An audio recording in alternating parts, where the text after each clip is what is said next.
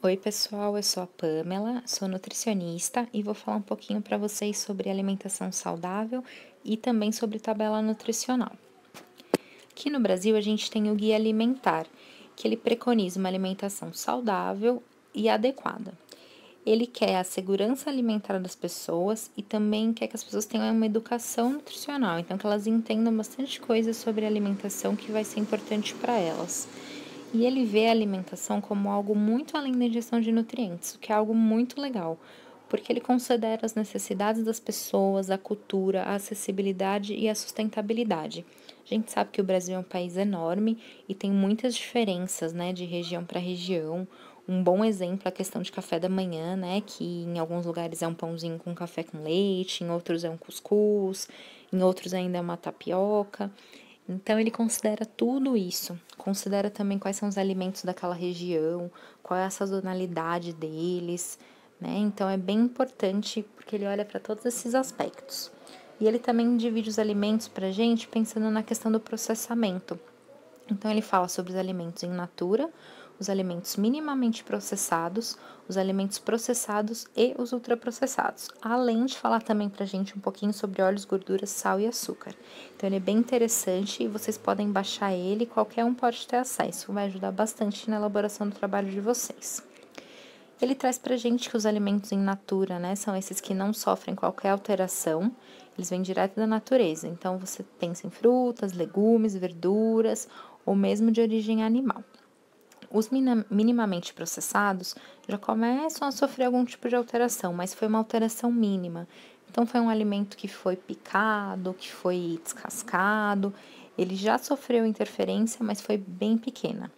Ele fala também sobre os óleos, gorduras, sal e açúcar, que são extraídos, né, de alimentos in natura ou diretamente da natureza, e eles podem ser usados para criar essas preparações culinárias, né? Eles vão ser usados para cozinhar.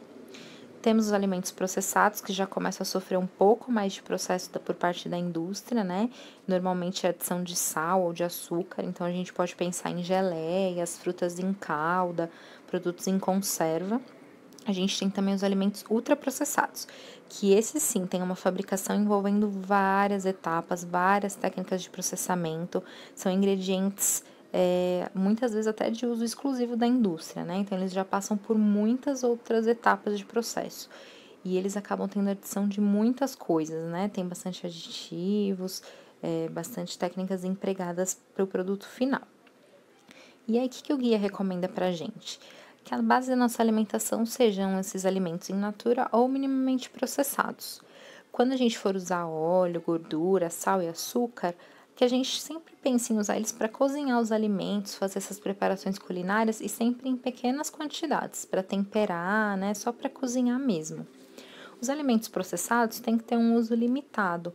Quando for consumir eles, tem que ser em pequenas quantidades. E também pensando neles como ingredientes para essas preparações culinárias, que vão ter a base sempre pensando nos alimentos em natura ou com mínimo de processos envolvidos. E ele pede também para a gente evitar esses alimentos ultraprocessados. A regra de ouro dele é bem simples. Sempre preferir os alimentos in natura ou minimamente processados e as preparações culinárias aos alimentos ultraprocessados, aqueles alimentos prontos, né? Então, o guia basicamente pede assim pra gente, não proíbe, né, o consumo desses alimentos ultraprocessados, mas ele pede que seja evitado ao máximo, né? A gente sabe que hoje em dia são alimentos de fácil acesso, são alimentos muito práticos e até por isso eles acabam tendo bastante sucesso, até por conta da rotina que a gente leva. Mas o ideal é que eles sejam o mínimo consumidos possível. E por que que a gente quer que esse consumo seja o mínimo possível, né? Esses alimentos, eles têm uma composição nutricional muito desbalanceada, eles favorecem muito a deficiência nutricional de diversos nutrientes, né? A carência desses nutrientes. Eles favorecem um consumo excessivo de calorias, que muitas vezes vão ser calorias líquidas, calorias vazias. Eles acabam trazendo efeitos de longo prazo que muitas vezes a gente nem conhece, e os que a gente conhece são, né, ligados ao favorecimento de diversas doenças que afetam várias funções dentro do corpo, né? E por mais que esses produtos eles tenham muitos aditivos que façam com que eles tenham mais sabor, né? Que eles chamem mais atenção, eles acabam justamente por isso fazendo com que sejam mais consumidos, né? Favorecendo mais ainda todos esses problemas que a gente está citando em relação a esse consumo. E por que esse excesso é tão prejudicial para a gente, né? Esses excessos na alimentação acabam trazendo riscos para a gente de desenvolver doenças muito importantes, né? Que afetam bastante a nossa vida, afetam bastante a nossa saúde, como a pressão alta, o diabetes, a obesidade, doenças cardiovasculares. Então, esse consumo excessivo de sal, de açúcar, de gordura saturada, gordura trans, acaba fazendo com que todas essas doenças fiquem favorecidas. A gente fica bem desbalanceado nutricionalmente falando. A gente pode ter até coisas mais, né, aparentemente mais simples causadas por essas deficiências, como essas doenças realmente mais graves que podem ir desencadeando outros problemas no nosso organismo. Então, o ideal é que realmente a gente mantenha a nossa alimentação em produtos in natura e minimamente processados, para que a gente evite esses excessos na nossa alimentação, tá? Vou falar um pouquinho para vocês também sobre os rótulos de alimentos. O que precisa ter nesse rótulo? Denominação de venda, marca e nome e fantasia, origem, modo de preparo e o conteúdo, né? O produto que está lá dentro. Na embalagem, vocês também precisam colocar os ingredientes, lembrando que a ordem desses ingredientes sempre vai ser de acordo com a quantidade deles dentro da composição desse produto.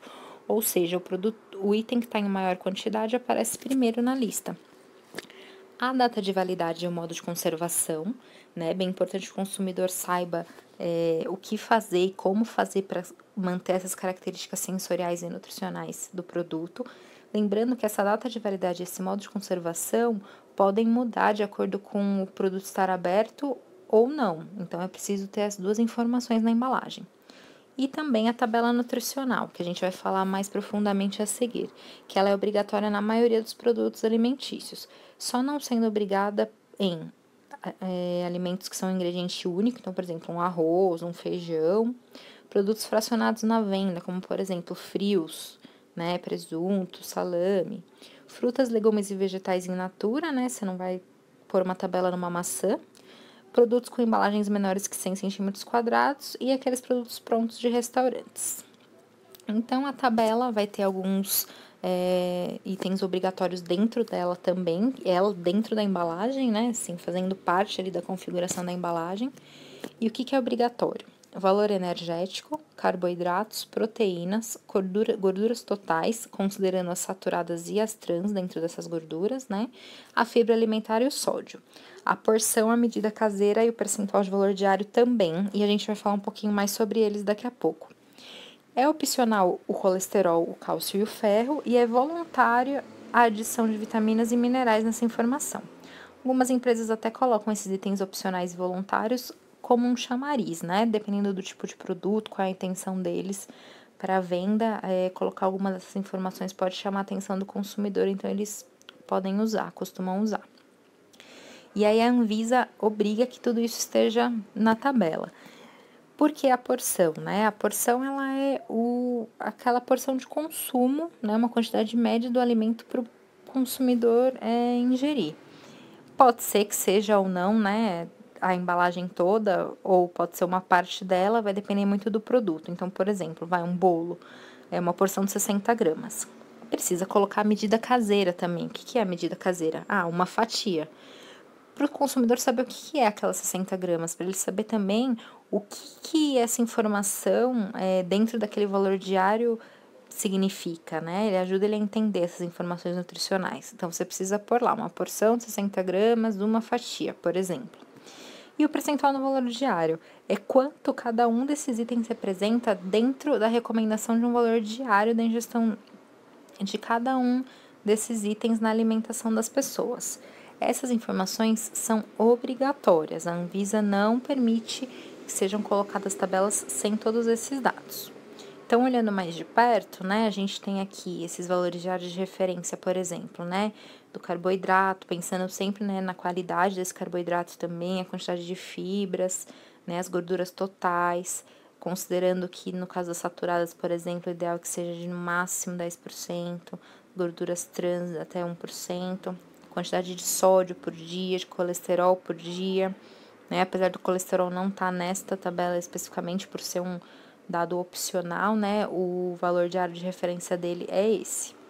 Uma atenção que é importante ter é que os valores da tabela sempre consideram a porção e a medida caseira. Então, não importa se é um pacote de 1 quilo de bolo, você tem que fazer a tabela sempre pensando na porção. Como eu falei, às vezes a porção e a quantidade total da embalagem vão coincidir, né? Mas nem sempre, então você precisa considerar esses cálculos para porção e considerando a medida caseira também.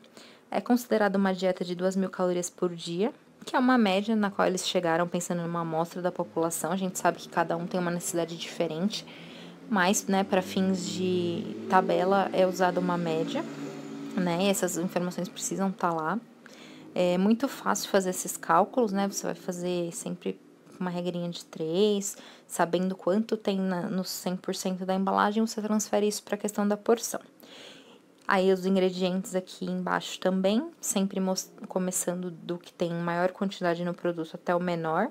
E isso é muito importante até pra gente saber o quão próximo do natural é esse produto ou não.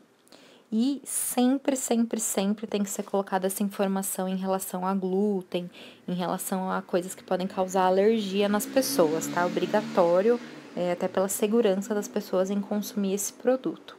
Tudo isso precisa estar na embalagem do produto. Bom, pessoal, essas são as informações que eu queria passar para vocês em relação à alimentação saudável, em relação à tabela nutricional.